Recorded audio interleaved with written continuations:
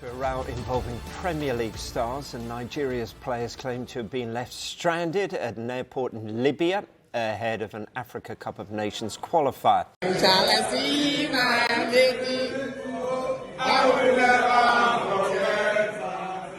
Hi guys, welcome to Legal Essentials, where we enlighten you on matters arising from the perspective of the law.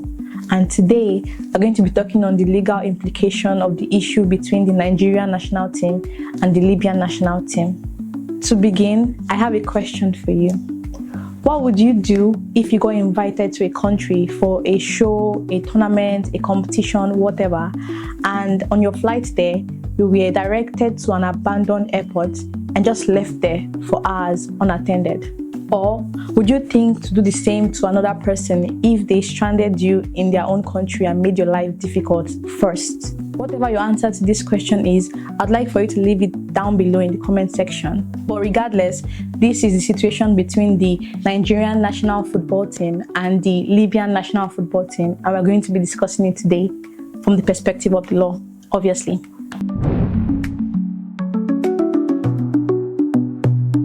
Let's go back to the beginning.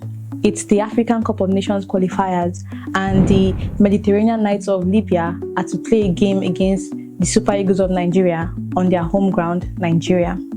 The Libyan team arrived to Port Harcourt, Nigeria on the 9th of October 2024, but were to be in Uyo where the match was to be held. Now, no one knows if this was intentional or a mistake, but the team was in the wrong city and they had to travel another 143 kilometers by road, which, to put into perspective, takes anywhere from an hour plus to 3 hours plus or more.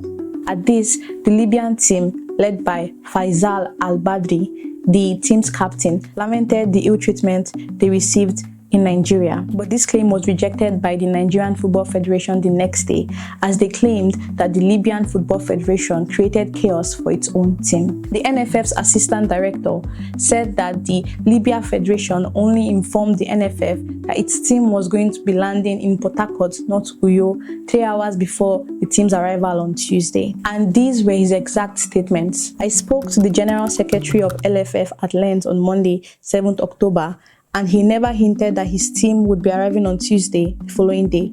He only said he would get back to me, but he never did. On Monday evening, someone sent as an advance party by the LFF called me and said his team would be arriving on Tuesday by noon. We made all arrangements to receive the team in Uyo on arrival. It was only an hour after the team was airborne that he told me the delegation would be landing in Port Harcourt.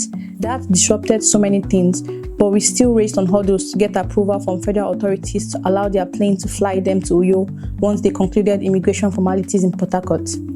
Apparently, that would have meant additional cost to the LFF from the charter company, and they didn't want that, so they preferred to travel from Port Harcourt to Uyo by road. The assistant director said that the Libyan delegation refused their road transportation arrangement and instead hired buses of their own. He added that if they traveled in buses that were not air-conditioned, that had nothing to do with the NFF, as they hired their own buses. He said, "We provided security for them with men and buses in front and behind their vehicles, so we are unmoved by their complaints and threats." On Friday, the 11th of October, the Nigerian Super Eagles played the match against the Libyan Mediterranean Knights at the Godswill Akpabio International Stadium, where Nigeria won 1-0 thanks to a late goal by Dele Bashiru. This is the first part of the whole issue, and now we fast forward to Tuesday the 15th of October. With the secured victory against Libya by Nigeria, the Super Eagles were set to play another game, the second leg, against the Mediterranean Knights of Libya, but this time in Benghazi, Libya.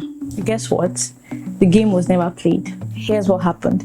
The Super Eagles took a flight that was to land over 200 kilometers away in Benghazi, but was allegedly directed by the Libyan authorities to a different airport. Libya yesterday. What was the point of arrival? The flight plan was to land as destination Benghazi, Benina, but unfortunately, and we got the approval from the Libyan Civil Aviation Authority that we are approved to land in Benghazi, but unfortunately when we start descent they asked us to divert to Labreg, which is at almost 100 50 miles, that means 300 kilometers around, more far, but it's at the east. Now, the NFF originally made transportation plans to take the Super Eagles from the Benghazi airport to their hotels, but these plans were altered because of the diversion to the other airports, and the Super Eagles stayed, some say stranded, for 11 to 14 hours, according to them.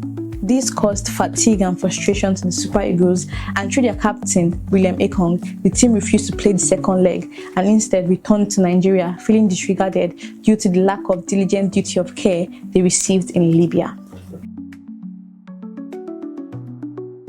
The Libyan Football Federation denied that the inconvenience and the ill treatment of the Nigerian team was intentional, and they made some statements through their X accounts. In their own words, they stated that we firmly reject any claims that suggest foul play or sabotage in this situation. We hope that the misunderstanding can be resolved with understanding and goodwill. They also did not forget to maintain that they endured the same during their arrival in Nigeria, stating as follows: "It is important to highlight that just last week, our own national team faced significant challenges upon our arrival in Nigeria for the third match of the African Cup of Nations qualification. Despite the difficulties we encountered, we did not make public accusations nor question the integrity of the Nigerian authorities." They continued, "Football in its essence unites nations, and we are committed to upholding the spirit of fairness and mutual respect both on and off the field." Now, the Confederation of African Football got involved, and they issued a statement through their website stating that they had been in touch with both national team and had been made aware that the Nigerian national football team had been stranded in disturbing conditions at an airport that they were allegedly asked to land in by the Libyan authorities. They concluded their statement by stating, "The matter has been referred to the CAF Disciplinary Board for investigation, and appropriate action will be taken against those who violated the CAF statutes and regulations." I'm sure a lot of us were anticipating what the CAF's verdict would be on the Nigerian versus Libya saga, because I know I was. Many were not sure what the CAF's verdict would be, as there has been no precedence to this particular scenario. Some persons were of the opinion that Nigeria was going to be penalized due to the provisions of Article 148 that speaks on abandonment. This article states that if a team refuses to play a match or to continue playing one which it has begun, it will be sanctioned with a minimum fine of $20,000 and will, in principle, forfeit the match. But the reverse was the case. Here is the CAF's actual verdict. The match that was scheduled to be played on the 15th of October by Libya and Nigeria was said to have been lost by Libya by a forfeit, and it was awarded 3-0 to Nigeria. Also, the Libya Football Federation was fined the amount of $50,000, and the fine is to be paid within 60 days of the notification of this decision. This verdict was reached because the Libya Football Federation was found to have breached Article 31 of the African Cup of Nations regulation, as well as Article 82 and 151 of the CAF Disciplinary Code. Article 31 of the African regulation basically stipulates that the host country must provide the visiting team with things like accommodation, reception at the airport, transport facilities, etc. Article 82 of the Disciplinary Code states that national associations, clubs, officials, and members, as well as their players, shall respect the principles of loyalty, integrity, sportsmanship, and ethics. And lastly, Article 151 of the Disciplinary Code speaks on security of organizations of matches, that national associations that organize matches shall comply with the rules of the CAF regulations, ensure the safety of players and officials of visiting teams during their stay, keep local authorities informed and collaborate with them actively and effectively, assess the degree of risk posed by matches, and notify the CAF bodies of those that are especially high risk.